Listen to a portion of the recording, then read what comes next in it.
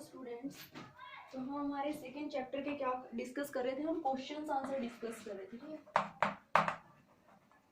हम page number 28 तक पहुंच गए। 28 के हम क्वेश्चंस डिस्कस करेंगे। क्वेश्चन की हम स्टेटमेंट पढ़ लेते हैं पहले। You have two solutions A and B. ठीक है, आपके पास टू सॉल्यूशन है। PH of solution A is 6। A की पीएच इज गिवन है 6 and pH of solution B is 8। B की जो पीएच है वो कितना गिवन है 8। This solution has more hydrogen ion concentrations and which of these is acidic and which one is basic। ठीक है, आपको टू सॉल्यूशंस गिवन है ए एंड बी, दोनों का आपको पीएच गिवन है। ए का पीएच 6 गिवन है और बी का जो पीएच है वो कितना गिवन है 8 गिवन है। ठीक है, तो आप कैसे बताओगे कि कौन सा सॉल्यूशन आपका एसिडिक है और कौन सा सॉल्यूशन आपका बेसिक है? तो आपको क्या करना है, आपको पता है कि जो पीएच है, पीएच का वैल्यू इनवर्सली प्रोपोर्शनल होता है किसके, हाइड्रोजन आयन कंसंट्रेशन के। ठीक है, ये हाइड्रोजन आयन कंसंट्रेशन है। तो आपको पता है कि जो जिसका वैल्यू पीएच ज्यादा है, मान लो पीएच अगर हम 8 माने, अगर पीएच 8 अगर ज्यादा है तो इसका हाइड्रोजन आयन कंसंट्रेशन क्या होगा, कम होगा। ठीक है, जिसका हाइड्रोजन, और आपको एक चीज और पता है, हाइड्रोजन आयन जिसका ज्यादा होगा वही सॉल्यूशन आपका क्या होता है, एसिडिक होता है। ठीक है, तो अगर हम इसका फर्स्ट केस लेके चले, फर्स्ट केस में आपको पीएच गिवन है 6। ठीक है, तो इसके कंपैरिजन में देखिए, अगर पीएच 6 है मींस कम है पीएच और आपका हाइड्रोजन आयन कंसंट्रेशन क्या होगा, ज्यादा होगा। अगर हाइड्रोजन आयन कंसंट्रेशन ज्यादा है तो आपका सॉल्यूशन कैसा होगा, एसिडिक। इट मीन जो आपका ए सॉल्यूशन है वो क्या है, एसिडिक है। ठीक है, अगर हम इसको कंपेयर करते हैं बी सॉल्यूशन के साथ, बी का आपको पीएच कितना गिवन है 8। इट मींस पीएच की वैल्यू ज्यादा है तो हाइड्रोजन आयन कंसंट्रेशन क्या होगा, आपका कम है। अगर हाइड्रोजन आयन कंसंट्रेशन की वैल्यू कम तो आपका सॉल्यूशन कैसा होता है, बेसिक। तो आपका जो सेकंड सॉल्यूशन है उसका जो नेचर है वो कैसा है, बेसिक है। ठीक है, तो ये हो गया हमारा। नेक्स्ट क्वेश्चन हम देखते हैं।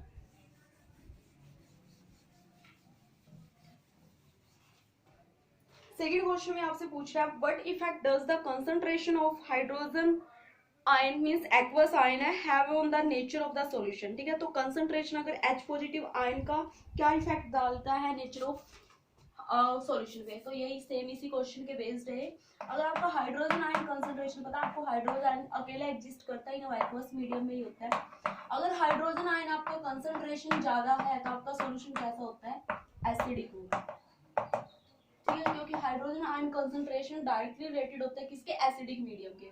अगर हाइड्रोजन आयन कंसंट्रेशन लेस होगा तो आपका जो सॉल्यूशन है वो कैसा होगा, बेसिक होगा।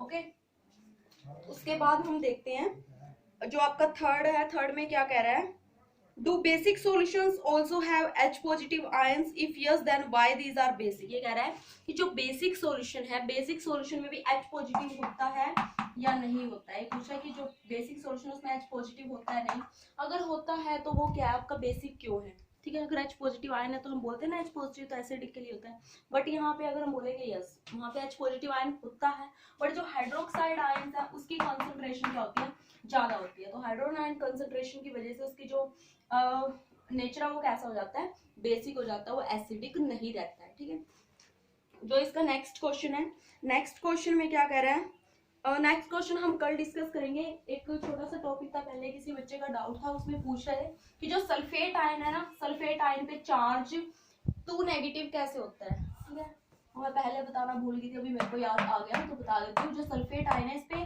जो नेगेटिव आयन है 2, ये कहाँ से आया, या फिर हम बोलते हैं इसको कैसे कैलकुलेट करते हैं। बच्चे का क्वेश्चन है इसको हम कैलकुलेट कैसे करते हैं कि इस पे 2 नेगेटिव आयन है, 3 नेगेटिव क्यों नहीं है।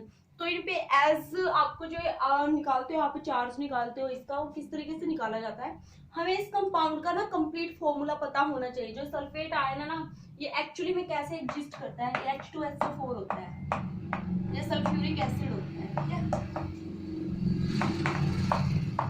अगर ये सल्फ्यूरिक एसिड है तो जब इसके 2, जब आपको पता है कि जो एसिड क्या देता है, H पॉजिटिव आयंस देता है, तो ये 2H पॉजिटिव देता है, बच क्या जाता है फिर सल्फेट 2 नेगेटिव। इसलिए 2 नेगेटिव आया क्योंकि यहाँ से 2 हाइड्रोजन्स रिमूव हो गए हैं। ठीक है, हम इसका एक अनदर एग्जांपल ले सकते हैं, जैसे हम बोलते हैं नाइट्रेट है, नाइट्रेट के ऊपर -1 होता है ना, नाइट्रेट पे चार्ज -1 है, तो ये कहाँ से आया, नाइट्रेट पे 2 नेगेटिव क्यों नहीं है। तो इसका रीजन क्या है कि जो नाइट्रेट है ना वो किस फॉर्म में एग्जिस्ट करता है, HNO3, ये ऐसे होता है। इसको हम क्या बोलते हैं, नाइट्रिक एसिड। क्या बोला जाता है इसको, नाइट्रिक एसिड। अगर ये नाइट्रिक एसिड है तो इसका फॉर्मूला क्या है, नाइट्रिक एसिड का जो हमारे यहाँ पे फॉर्मूला है वो क्या हो गया, HNO3 है। तो यहाँ से अगर हम एक H को निकाल देते हैं, क्या बनेगा, H पॉजिटिव बनेगा और प्लस में नाइट्रेट आपको क्या आ जाएगा, नेगेटिव। ठीक है, तो यहाँ से इसकी वजह से इसके ऊपर चार्ज क्या आया, -1 आया है। तो आपको समझ आ गया कैसे आप सल्फेट पे चार्ज निकाल रहे हो, या फिर आप इसके ऊपर कैसे चार्ज निकाल रहे हो, नाइट्रेट पे आप कैसे निकाल रहे हो। जैसे HCl है, आप HCl को बोलते हो नेगेटिव होता है, ये भी किस तरीके से नेगेटिव है, ये H यहाँ से चला गया, अगर यहाँ से H चला गया तो क्या बचा है, Cl नेगेटिव बचा, इसलिए इसके ऊपर चार्ज क्या आ गया, आपका नेगेटिव आ गया। ठीक है, तो कंपाउंड के ऊपर या किसी आयन के ऊपर आपको चार्ज निकालना है तो आप किस तरीके से निकालते हो, आपको उसका एक्चुअल फॉर्म पता होना चाहिए कि जो आपका कंपाउंड है वो किस फॉर्म में एग्जिस्ट कर रहा था। ठीक है, आपको वो चीज पता होना चाहिए पहले, तभी उसके अकॉर्डिंग हम क्या है इसके ऊपर चार्ज निकाल सकते हैं। ठीक है, नेक्स्ट क्वेश्चन हम आगे डिस्कस करेंगे, आज के लिए इतना ही। Okay, thank you.